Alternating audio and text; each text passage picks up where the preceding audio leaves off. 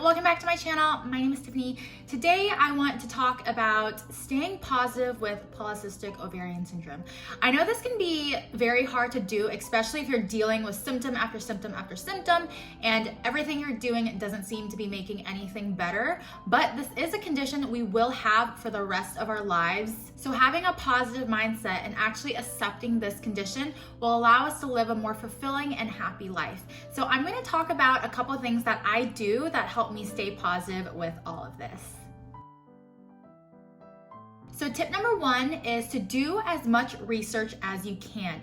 I think a lot of the time, a lot of us stress out over this and is super upset over having polycystic ovarian syndrome is simply because we just don't know enough information. And we all know sometimes doctors can't be the most helpful either, especially if you're dealing with a doctor that doesn't seem to care about any of the symptoms you're having and they're just throwing medication at you. Learning everything you can, no matter what type of research you're doing, will be extremely helpful for you, because knowing all the symptoms and knowing what you can do with your symptoms, either naturally or asking your doctor for medicine, will only benefit you because you're doing what's best for your body. You'll also learn ways to deal with these symptoms that doctors may not always know. I actually had someone comment on my supplement video the other day talking about how she was put on metformin and then it actually didn't really work for her. So she did her own research and switched over to Avasitol, and that ended up being extremely beneficial for her. And she ended up losing 20 pounds on it when metformin didn't really do anything for her. Her doctor wasn't the one who put her on Avasitol. She was the one who did her own research and found that that's what worked best for your body. So doing your own research and being your own advocate will only benefit you more. Tip number two is don't compare your journey to anyone else's. Everyone's polycystic ovarian syndrome journey is different. So what may work for them might not work for you. And if something's not working for you, then try something else. And even if it doesn't work for you, don't get discouraged. This is something you will have for the rest of your life. So just understanding your symptoms and what you can or possibly can't do about it will make you feel a lot better because you know what to do moving forward. This polycystic ovarian journey is very unique to yourself. So especially when you're on all these polycystic ovarian support groups and like sometimes people will write out these lists of what to do and what not to do, those aren't always helpful because that list is unique to that person and what has worked for that person. So understanding that will make you feel better because you know that everyone's journey is different. And so just understanding that and actually accepting that will help you keep that positive mindset with your PCOS journey. Number three, I do see this one very often in the support groups that I'm in, but don't throw yourself a pity party. I know some days are going to be harder than others, and it's okay to feel that way. It's okay to let yourself feel upset and feel sad about having this condition, but after you have those feelings, pick yourself up. Like I said before, this is something you're gonna have for the rest of your life. So just really accepting it will help you feel better about this condition. You have this condition and you're stuck with it pretty much forever. So it's best to just learn how to manage and reverse your symptoms than sit here wondering why you have this condition. Why does it have to be me? What did I do to deserve this? Because that will not help you at all. Polycystic ovarian syndrome does not define you. You are so much more than any of this. So fully accepting this will allow you to just deal with the symptoms and just move on and just live your everyday life. Life is way too short and way too beautiful for you to sit here hating yourself and feeling bad about yourself over something you didn't choose to have. Number four, dealing with pregnancy announcements. I know this can be very, very, very, very difficult for people who have been trying for years to get pregnant and they're still dealing with infertility issues. But there are other ways to have children, such as adoption. So even if you can't have your own child, you can consider adopting if you have the funds to do that and raise that child and love them as your own. Just know that God has a way bigger plan for you than you will understand or you will know at the time. So don't feel discouraged. In a lot of the support groups that I'm in, sometimes people are not the most supportive when people do announce their pregnancies.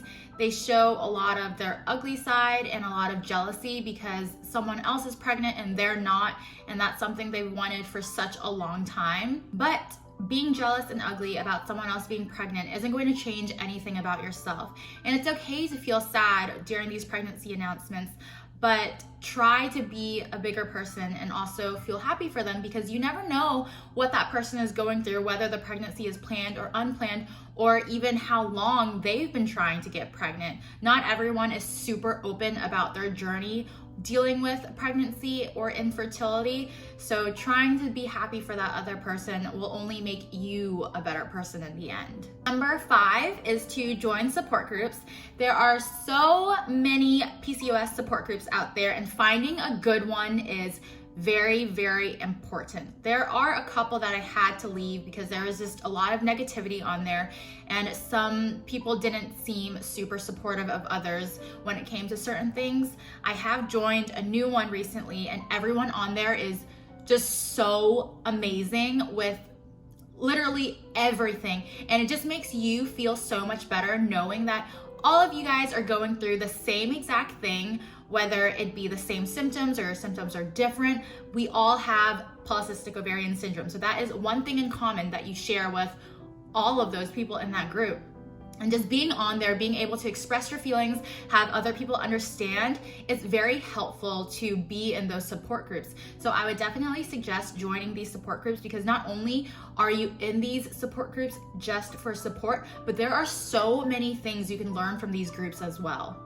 There are a lot of people in those groups that post their stories and their success stories and what they've done that was life-changing, and that was a lot of motivation for me personally to read those things and be like, this may happen for me one day, and even if it doesn't, it's okay, because you know that you're not alone, and there's so many women out there who are going through the same exact feelings as you as well. Tip number 6, this is definitely a hard one, but try not to stress yourself out. Stress is not good for polycystic ovarian syndrome because it leads to inflammation, and it also increases your chances of having anxiety and depression, which is already linked to PCOS. So the more you end up stressing over this condition, the worse your condition will actually be. So I think it's very important to learn stress management tips and figure out how to try to release a lot of that stress, whether it be through any type of hobbies like exercising, walking, swimming, yoga, or reading books, just going outside, having some fresh air, hanging out with friends, eating good food. It could be anything, but try to keep your stress levels at a minimum. And this will also help you be in a more positive mindset as well. What I like to do when I start to feel very stressed out is I actually pray. So I find that is very helpful for me, because I know that anything that will happen, if it's in God's will for it to happen, then it will happen. Since I know that I am not in control with how my life turns out, just understanding that and accepting that has really helped me to accept this condition. And after I was diagnosed with polycystic ovarian syndrome, it has actually made my faith stronger, because I really lean on God to help me get through this, because I know I can't get through this by myself. And number 7 is to have a really, really good support system. This one is so important in helping you keep your positive mindset, because these people are the ones who are going to bring you up when you're feeling a little bit down about yourself. My husband is probably the most supportive person in the world when it comes to this. And it was very difficult for me in the beginning, just dealing with the infertility aspect of it. And I didn't know how he would react to it, but he was just so supportive and told me that he married me for me and not because I could give him children. And just hearing that, since infertility was my biggest concern, hearing that made me feel so much better about this condition. And my friends and my family are also so supportive as well. So that is definitely very, very helpful, and just helping you not feel alone when it comes to this. That is everything that I do to try to keep a positive mindset, and it definitely does help me stay positive through all of this. Acceptance is key in just living a happy life and learning how to deal with your symptoms and just move on from it, because PCOS does not define who you are. You are so much more than that. And I know none of us are ecstatic about having this condition, because it's not like we chose to have this condition, but this is something you're going to have for the rest of your life. So it's better to just accept it and then just live your life and move on. But I hope y'all enjoyed this video, and if you have any tips on how you stay positive with PCOS or any type of condition that you have, definitely comment that below, because I would love to read that, and I'm sure many other people who are on the same boat as you would love to read it as well. So I will see y'all in my next video.